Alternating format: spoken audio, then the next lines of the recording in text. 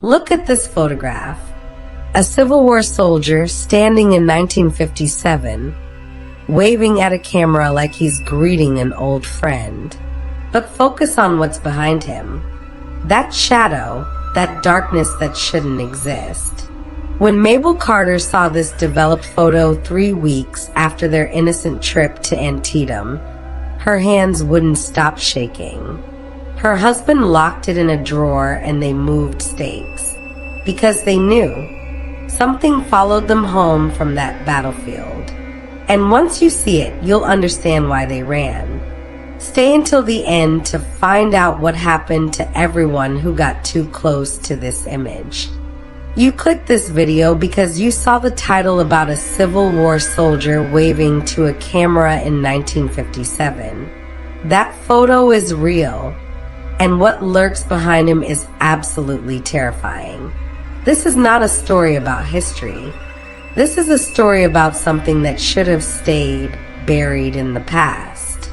It was a warm September afternoon in 1957 when Mabel and Andrew Carter decided to take a trip to Antietam National Battlefield in Maryland. They were a young couple from Georgia, married just 3 years, and they loved visiting historical sites during their weekend getaways. Andrew had always been fascinated by the Civil War, collecting books and photographs from that dark period of American history. Mabel went along to support his hobby, though she found battlefields a bit depressing. The Antietam Battlefield was different from other sites they had visited. There was something heavy in the air, something that made Mabel's skin prickle with unease. She mentioned it to Andrew as they walked along the well-maintained paths, but he dismissed her concerns with a gentle laugh. He was too excited, pointing out historical markers and explaining battle formations to his wife, who nodded politely while fighting the growing sense of dread in her stomach. They stopped near a stone monument marking a particularly brutal section of the battlefield. Andrew wanted to take a photograph of Mabel standing beside the marker. She posed reluctantly, feeling exposed and vulnerable in that vast, empty field. The sun was bright overhead, casting sharp shadows across the grass. Andrew looked through the viewfinder of his Kodak camera, adjusted the focus, and snapped the picture. Mabel heard the click and relaxed immediately, eager to move on to another location. Neither of them saw anything unusual in that moment. There was no cold spot, no strange feeling beyond what Mabel had already been experiencing. The field appeared empty except for them. A few other tourists wandered in the distance, but no one was close enough to accidentally appear in their photograph.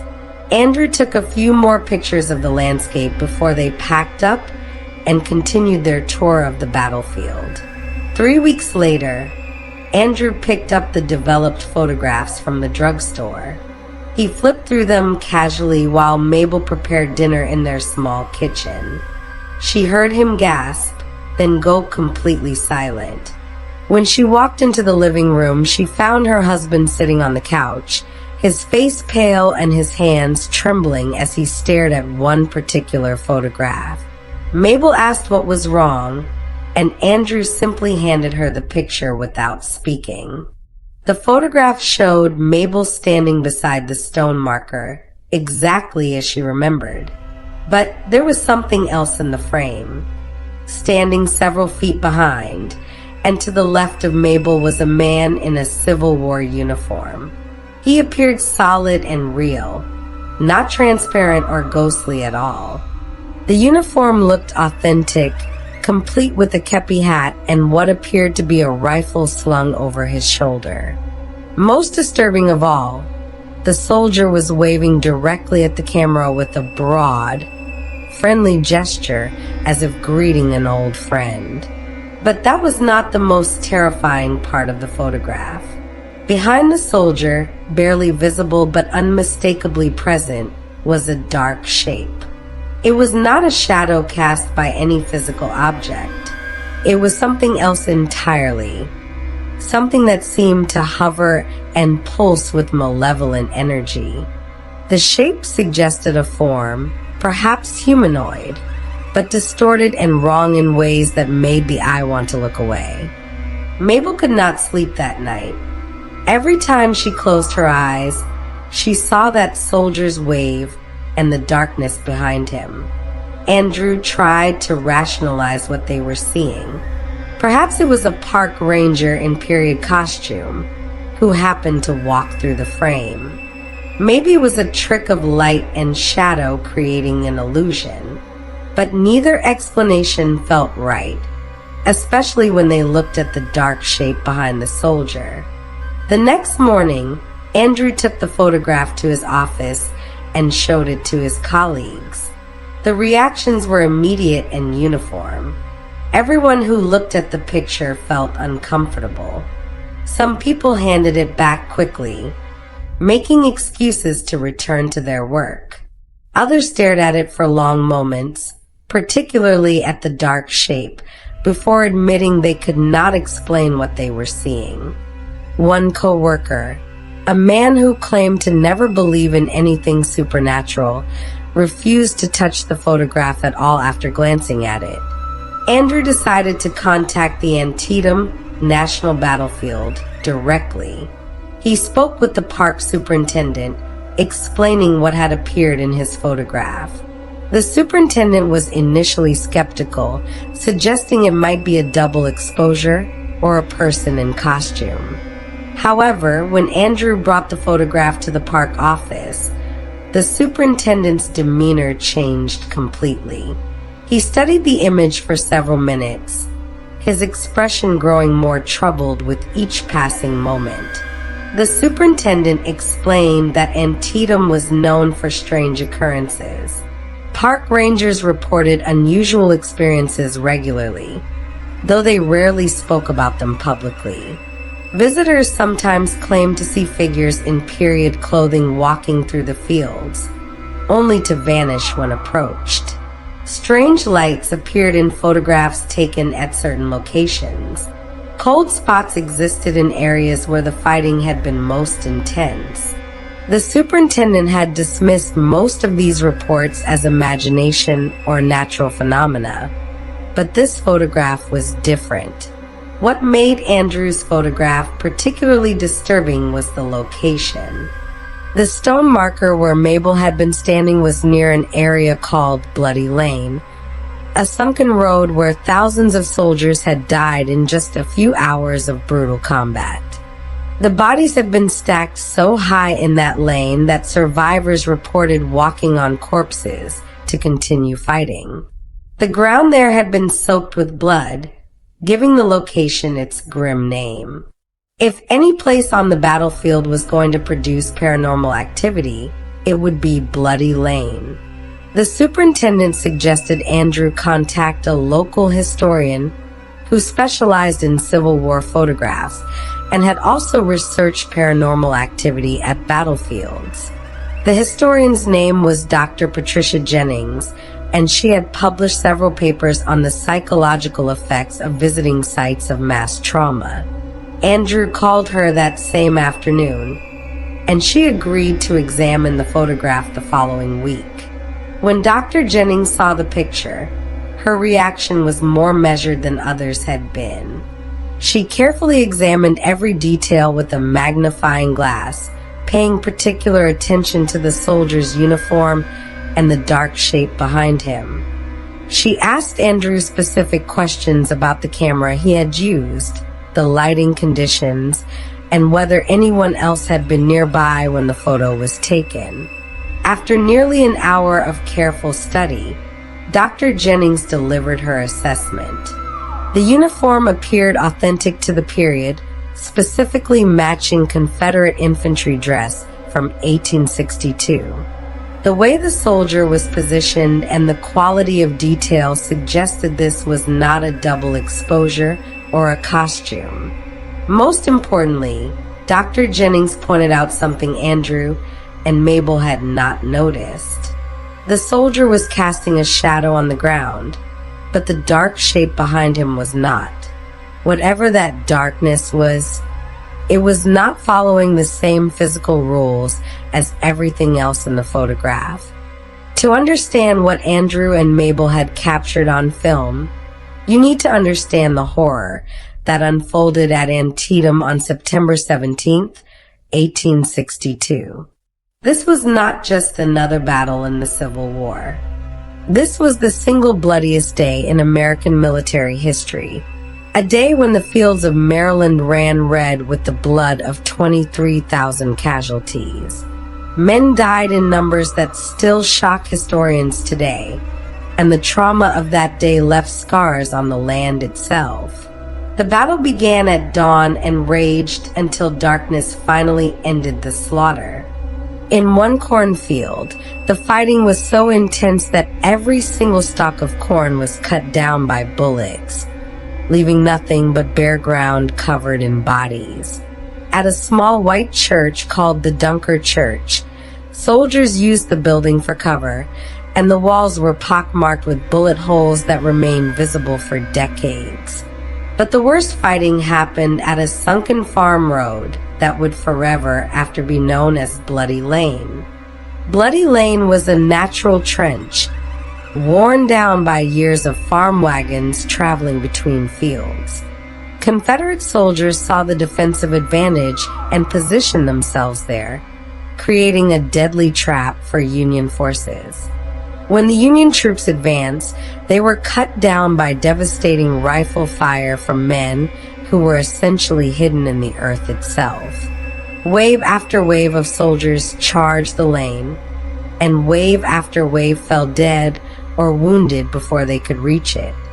The fighting at Bloody Lane lasted for hours. Bodies piled up so high that they created obstacles that affected the battle itself. Survivors described the horror of stepping on dead men to fire their weapons, of the screams and moans of the wounded creating a sound unlike anything they had ever heard. The blood literally pooled in the sunken road, mixing with dirt to create a red mud that soldiers slipped in as they fought. When the battle finally ended, the lane was filled with the dead, stacked 3 and 4 deep in some places. The psychological impact of such horror cannot be overstated. Soldiers who survived Antietam were never the same. Many wrote letters home describing nightmares and visions of the dead. Some claimed to hear the sounds of battle even months or years later when they were far from Maryland.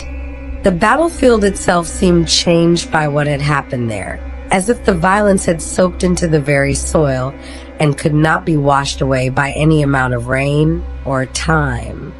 In the decades following the battle, local residents reported strange occurrences near the battlefield. Farmers working fields adjacent to Bloody Lane claimed to hear sounds of gunfire and men screaming, even when no one else was nearby.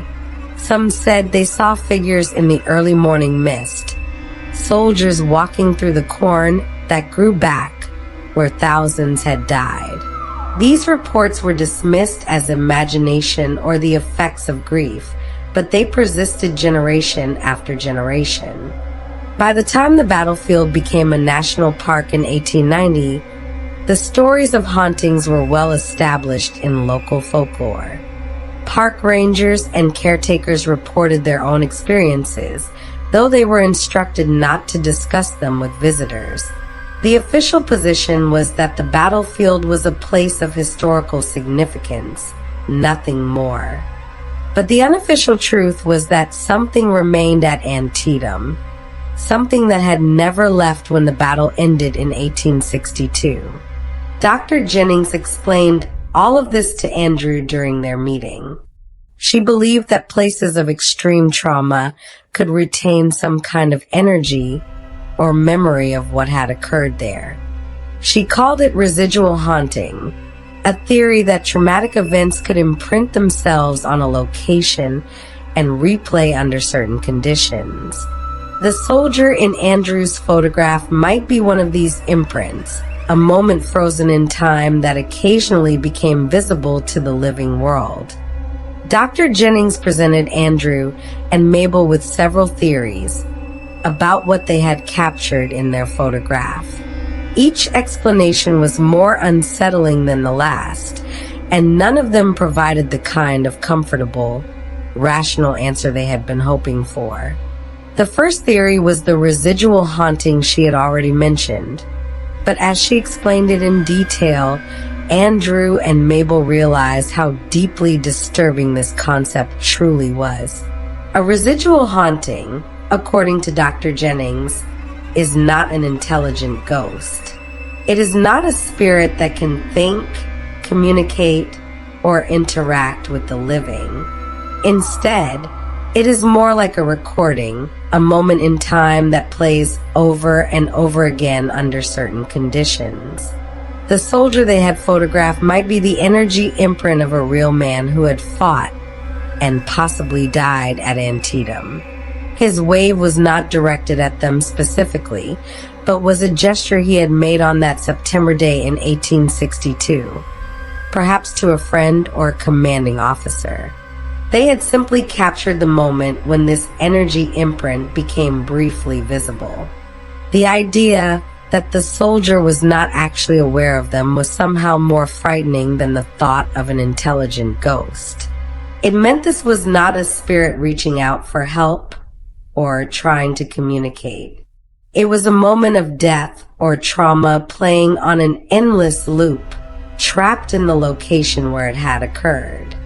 The soldier would wave forever, unaware of his own death, unaware that nearly a century had passed.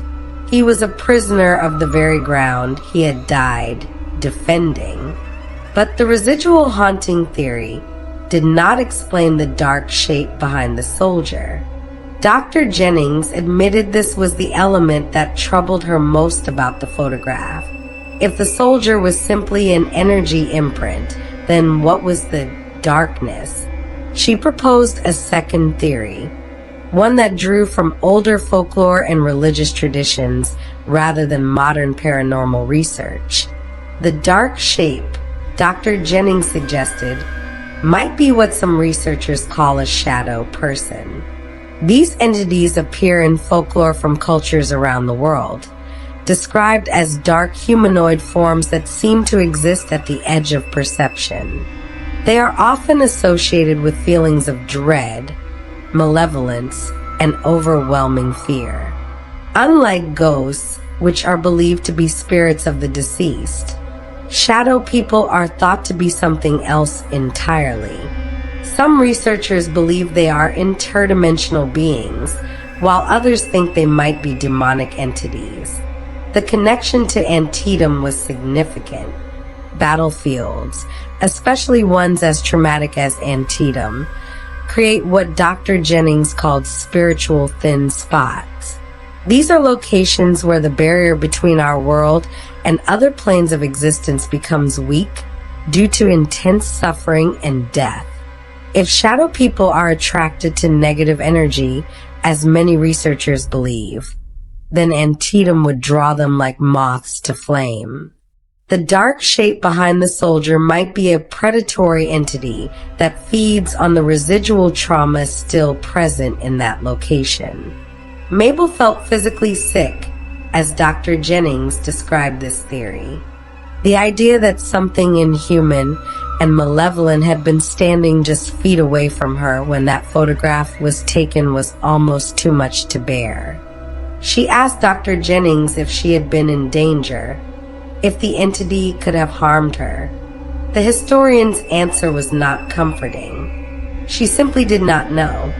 There were cases of people reporting physical attacks by shadow entities, but these were rare and difficult to verify. Andrew asked about a third possibility, something Dr. Jennings had mentioned briefly during their initial conversation. She called it a time slip or time pocket. This theory proposed that under certain conditions, the past and present could overlap briefly, creating a moment where people from different time periods could potentially see each other. If Andrew's photograph had captured a genuine time slip, then the soldier was not a ghost or energy imprint, but an actual person from 1862, briefly visible in 1957. The time slip theory was perhaps the most scientifically intriguing, but also the most philosophically disturbing. It suggested that time itself was not as linear as everyone assumed, that the past was not truly gone but still existed somewhere, accessible under the right conditions. If the soldier was real and the photograph captured a moment of temporal overlap, then what was the dark shape? Dr. Jennings proposed it might be a consequence or guardian of the time slip itself, something that existed at the boundary between moments. Dr. Jennings admitted that she could not definitively prove any of these theories. The photograph was evidence of something unusual, but it could not tell them which explanation was correct. She recommended that Andrew and Mabel never return to that specific location on the battlefield. Whether the dark shape was a shadow entity, a time slip guardian, or something else entirely, it had been present in that spot, and there was no way to know if it remained there still. Andrew and Mabel left Dr. Jennings' office with more questions than answers. The photograph that had seemed like such a bizarre curiosity now felt like a burden, a window into something they wished they had never seen. Andrew made copies of the photograph for Dr. Jennings and the park superintendent, but he kept the original locked in a desk drawer at home. He could not bring himself to display it or look at it too often. Word of the photograph spread slowly through networks of Civil War enthusiasts and paranormal researchers. Andrew began receiving calls and letters from people asking to see the image or to hear his story. Some were genuine researchers, but others were curiosity seekers who treated the whole situation like entertainment. Andrew answered a few of these inquiries at first, but he quickly grew tired of repeating the story and stopped responding altogether. Mabel had an even stronger reaction. She began having nightmares about the battlefield, dreams where she was standing in that same spot, but the field was filled with soldiers fighting and dying around her. In the dreams, the dark shape grew larger and more defined, moving closer to her with each nightmare. She would wake up gasping, her heart pounding, convinced that something was in their bedroom with them. Andrew would turn on all the lights and search the house, finding nothing, but Mabel's fear was not easily dismissed. 3 months after the photograph was taken, Mabel insisted they move. Andrew thought this was an overreaction, but he could not deny how the experience had affected his wife. She had lost weight, barely slept, and jumped at every unexpected sound.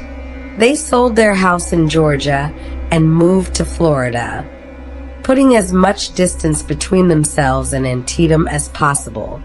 Mabel refused to visit any more battlefields or historical sites. She wanted nothing to do with the past, whether it was haunted or not. The move helped Mabel recover somewhat, but she never fully returned to the carefree person she had been before that September afternoon. She would occasionally mention the photograph, always in a hushed voice, always with a look of lingering fear in her eyes. Andrew stopped collecting Civil War memorabilia. His books went to a used bookstore, and his photographs were packed away in boxes that were never opened again. The experience had fundamentally changed how they viewed the world, introducing a layer of reality they had not known existed. Dr. Jennings continued to study the photograph and included it in a paper she published about paranormal phenomena at Civil War battlefields. She kept Andrew and Mabel's names confidential, referring to them only as a couple from Georgia. The photograph itself appeared in the paper, reproduced in grainy black and white that somehow made it even more unsettling. Other researchers contacted Dr. Jennings about the image, and it became a well-known case study in certain academic circles. The park superintendent at Antietam quietly acknowledged the photograph's significance, but did not publicize it. He did not want Antietam to become known primarily as a haunted location, fearing it would overshadow the battlefield's historical importance. However, he did instruct rangers to pay special attention to the area near Bloody Lane, where the photograph had been taken. Several rangers reported unusual experiences in that location over the following years, including unexplained cold spots and a persistent feeling of being watched. One ranger, a young man named Thomas who had worked at the park for only 6 months, had a particularly disturbing encounter near the spot where Mabel had stood in 1957. He was walking the grounds alone just after sunset when he saw a figure in the distance. Assuming it was a visitor who had stayed past closing time, Thomas called out and began walking toward the figure. As he got closer, he realized the person was wearing what appeared to be a Civil War uniform. Thomas stopped walking, suddenly aware that something was very wrong. The figure turned toward him and raised one hand in a wave. Thomas felt a wave of cold wash over him, despite the warm summer evening. Behind the figure, he saw something else, a darkness that seemed to move independently of any light source. Thomas ran back to the visitor center, his heart pounding. He reported the incident to the superintendent, who showed him Andrew's photograph. Thomas confirmed that what he had seen matched the image exactly. He requested it transferred to a different section of the park and never walked near Bloody Lane alone again. More than 6 decades have passed since Andrew Carter took that photograph at Antietam. The original has survived, though it has changed hands several times over the years. After Andrew passed away in 1989, Mabel donated the photograph to a private collection of paranormal evidence, wanting it out of her house but preserved for others to study. Mabel herself lived until 2003, never returning to Antietam and rarely speaking about what they had captured on film that day. The photograph has been analyzed using modern technology that was not available in 1957. Digital enhancement has made certain details more visible, but it has not provided any definitive answers about what appears in the image. The soldier's uniform has been confirmed as authentic to the period, with details that would be difficult for a casual reenactor to replicate correctly.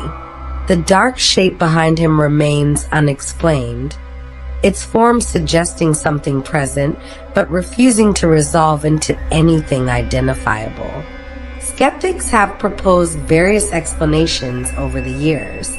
Some argue it must be a hoax, despite the lack of evidence for manipulation and the Carters' consistent insistence that they saw nothing unusual when the photo was taken.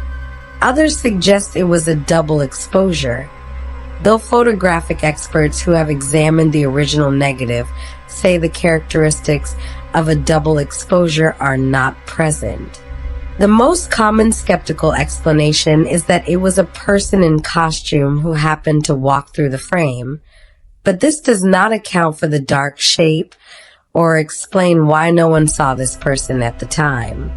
Believers in the paranormal see the photograph as one of the most compelling pieces of evidence for life after death, or the existence of non-human entities.